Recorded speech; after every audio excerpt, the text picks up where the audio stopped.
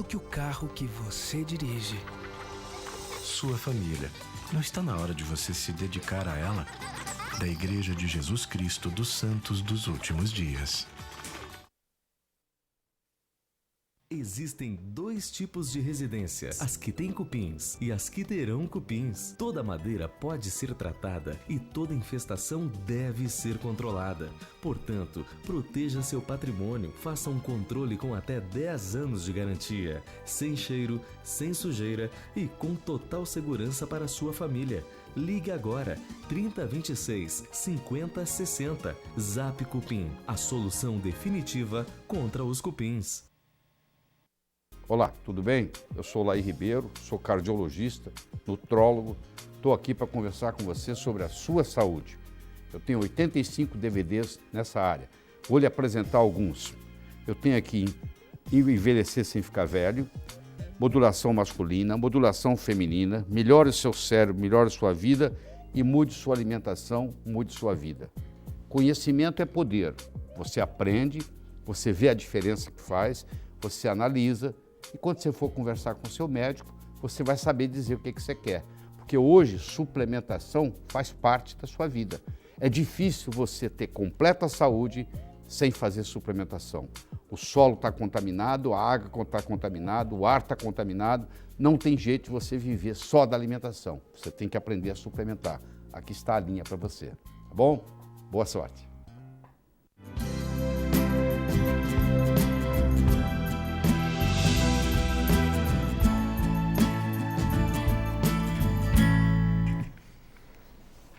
Olha, hoje nós estamos com o Dr. Luciano, que é especialista em coloproctologia. Eu tinha brincado no primeiro quadro ali que eu disse que ele era um cara feliz porque normalmente as pessoas não conseguem se enxergar, né? O problema na medicina é quando a criatura se enxerga, né? Que daí para automedicação é a coisa mais fácil que existe. E conversando com outros colegas proctologistas, diz que a grande vantagem, uma das vantagens é justamente essa, que o cara não tem como...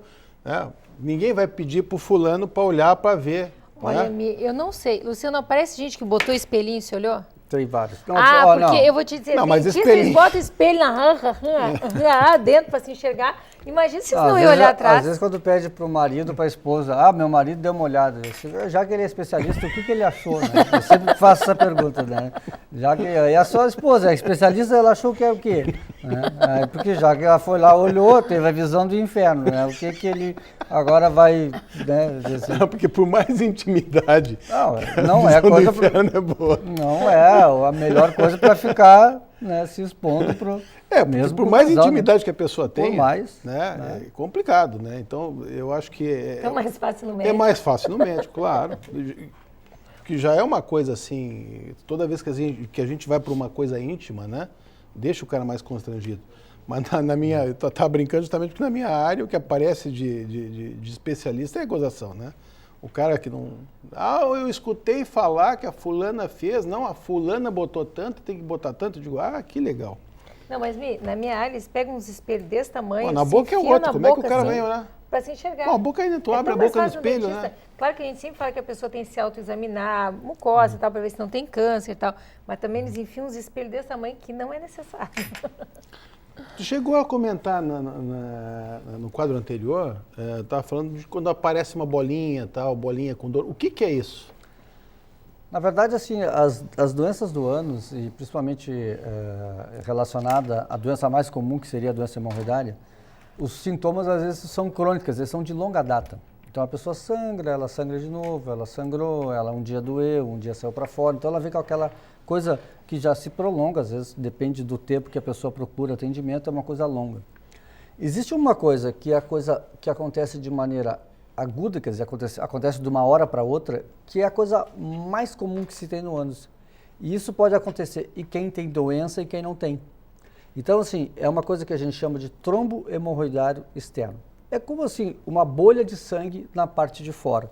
Então a pessoa tem exatamente uma bolha, como se tivesse um vaso, aquele vaso rompeu e fez uma bolha na parte de fora. As pessoas sempre dizem, me saiu uma bolinha de dentro e ficou ali fora e me doendo muito. Então isso é uma hemorroide externa que faz um coágulo, como se fosse uma bolha de sangue mesmo, na parte externa do ânus, aquilo não é de dentro, então aquilo não vai voltar para dentro, né, porque ela é de fora. Ela pode ser pequena, maior, independe, e ela é muito dolorosa.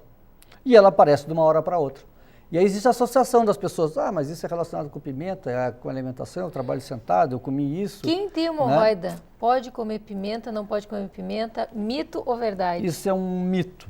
Né? O exemplo, assim, se tu tem o ânus doente, o que eu sempre digo assim, o que entra é o que sai. Se tu tem uma sensibilidade a alguma coisa, quando tiver o contato, aquilo vai causar mais irritação. Então, se a pessoa, o exemplo assim, se tu tem uma ferida na boca e tu botar pimenta na boca, vai te arder a boca. Se tu tem alguma coisa no ânus, aquilo quando for sair por irritação, vai te incomodar também. Então, é uma questão de sensibilidade. Não tem nenhum estudo que tenha dito que especificamente a pimenta desencadeia algum processo agudo na doença hemorroidária. Mas quem tem a doença hemorroidária, por já ter a sensibilidade, deve evitar. Se ela tem... Hoje a gente diz assim, o que eu não posso comer? O que não te faz bem. Essa é a resposta. Mas eu posso comer pimenta? Te dói o ânus? Me dói. Então, tu não podes. Então, essa que é a determinação. Agora, que aquilo desencadeia uma coisa especificamente na doença, não. Né? E falando dessa bolha, que é a coisa que mais leva os pacientes, é aquela coisa assim, a pessoa tive uma crise, que as pessoas chamam, né? Aí eu operei, às vezes tira aquela bolha. Isso é uma predisposição da pessoa. Ela pode não ter doença nenhuma, ela nunca ter tido um sangramento, ela não trabalha em pé, ela não trabalha sentado, ela não tem intestino preso, ela não fez esforço, ela estava dormindo bem quietinha e acordou com aquela bolha. E ela vai procurar auxílio porque dói bastante. Então, às vezes, a gente pode tirar isso logo no início, mas às vezes a gente não tira, porque já passou do primeiro dia, então tu trata aquilo ali, cuidados locais, que é sentar na água e tomar analgésico.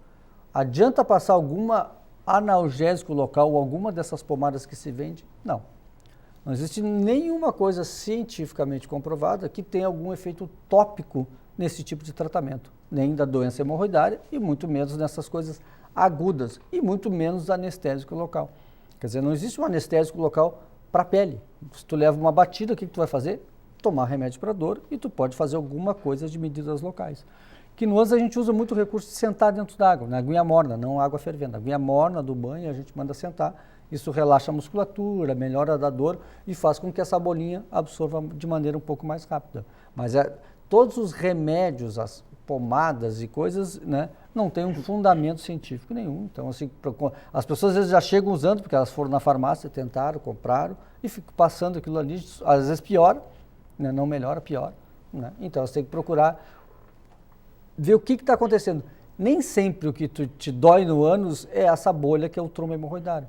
Às vezes tu pode ter uma coisa que a gente chama de abscesso, que é como se fosse uma infecção, que os sintomas é muito parecido, apareceu de uma hora para outra, e aí tu tem que fazer uma drenagem de urgência, é uma coisa um pouco diferente, né? E às vezes um pouco mais grave do que tu ter só a bolha. Então, quando tu tem uma dor aguda no ânus, tu tem que ver o que está acontecendo. Em relação ao exame, assim, eu sempre brinco assim, né? Quando as pessoas vão consultar, se elas vão no médico e o médico não examina, elas saem reclamando. Né? E quando elas vão no proctologista, assim, tá, agora vamos examinar. Mas precisa examinar? Eu digo, olha, se eu fosse consultar com alguém de uma outra especialidade que não te examinasse, a pessoa não ia ficar satisfeita. E as pessoas às vezes querem que tu dê uma consulta, e às vezes é muito comum isso, no atendimento de quem não é especialista, de sair tratando ou medicando sem examinar. Eu digo, se a pessoa chega para consultar no médico, olha, eu estou com uma bolha aqui, que me dói, isso aqui faz 3 dias que está me doendo e aumentou. O que o médico vai fazer? Deixa eu ver. Né? Como é que algum médico, no ânus, tu vai tratar alguém, prescrever uma medicação, dizer o diagnóstico sem tu examinar, sem tu olhar pelo menos. E isso não é uma coisa tão infrequente nas pessoas que às vezes vêm com receitas de ninguém examinou. Eu estou rindo porque assim, a gente acha que isso é impossível de acontecer, né? É comum. Mas eu tenho um primo, que é até curioso porque assim, ele tem cálculo renal e ele não toma remédio, ele prefere ficar esperando expelir. E ele fez um abscesso, fisturizou e tal. E ele manda a mãe. Ele não vai na consulta. Ele não vai na consulta. Como ele tem a medo de última médico, vez que ele mandou a mãe, o cara mandou a mãe embora. Porque ele fica assim, o consultório do cara é outra cidade, em São Paulo, diz que o consultório fica no 2º andar, e ele fica na esquina olhando a mãe entrar no consultório e a mãe pergunta que o cara diz, não vou mais atender, né? Porque ele tem medo de médico, quer dizer, é um absurdo, né? É comum o paciente ter dificuldade, tem dificuldade para evacuar? Isso é considerado normal? Não é considerado normal? Eu, pelo menos, conheço muita gente que tem problema, né? Eu acho que tem aumentado isso, Existe assim, às vezes as doenças do ânus, às vezes eu digo para os pacientes, o ânus às vezes não é a causa, às vezes ele é a consequência. Então, o que passa pelo ânus acaba machucando o ânus. E aí tem doenças específicas dessa coisa das fezes mais duras. Então, assim, isso acaba tu tendo outros problemas em relação. Então, nós perguntamos assim, o que é o normal? Quantas vezes eu tenho que ir no banheiro? Quantas vezes eu tenho que evacuar? Então, a gente tem parâmetros, mas cada pessoa tem o seu próprio hábito intestinal, que a gente chama, quer dizer, normalmente se aceita como normal que a pessoa tenha até 2 evacuações por semana, quer dizer, tu tem uma evacuação a cada 3 dias, desde que as fezes não sejam duras, que a pessoa não tenha que fazer muito esforço para expulsar as fezes, né? Que as fezes não sejam em pequena quantidade, não sejam essas em bolinhas que são quebradas, né? E que não machuque o ânus. Se o hábito dela é aquele, a pessoa precisa evacuar todo dia? Normalmente não, depende muito de cada pessoa. Então, assim, o que é o normal é que tu tenha uma evacuação satisfatória, que as tuas fezes não machuquem o teu ânus e que tu sinta que evacuou tudo, né? E que as fezes não sejam duras e que tu não tenha que fazer muita força. Então, esses são os parâmetros da normalidade. É isso que tu diz, essa pessoa é normal. Né? Pessoa que se queixa assim, olha, eu fui no banheiro agora, daqui a meia hora eu tive que ir de novo, passou mais meia hora eu tive que ir de novo. Eu uso um exemplo, assim, uma figura, assim, para os pacientes entenderem o que acontece.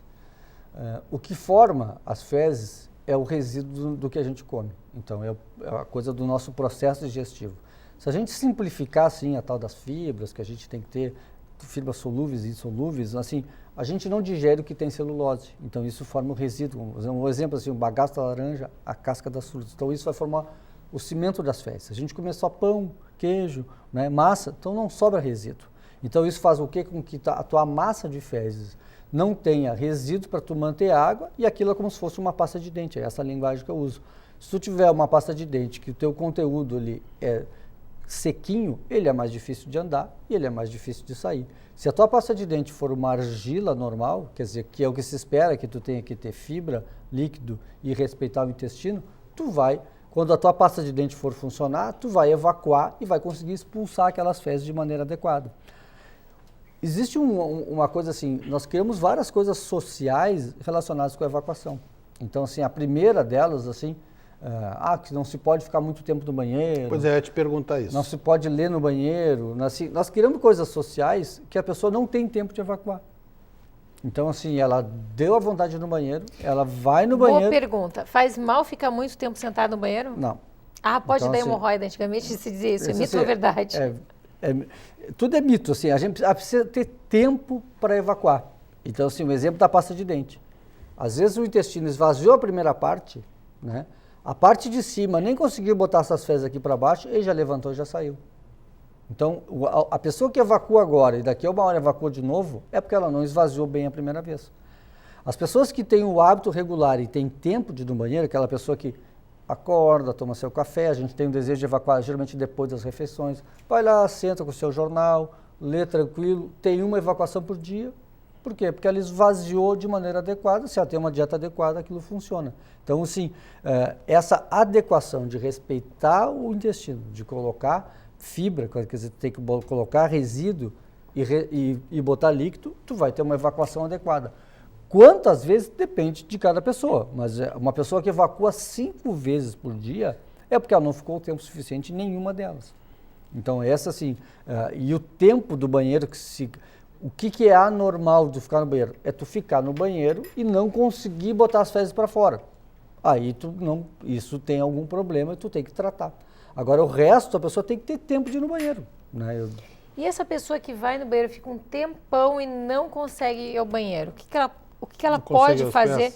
Por exemplo, assim, ela pode dar um tempo, assim, olha, não, tenta mais uma semana, toma alguma coisinha e depois procura o médico, ou o ideal é procurar imediatamente? É que assim, ó, o grande problema é que tudo passa pela alimentação.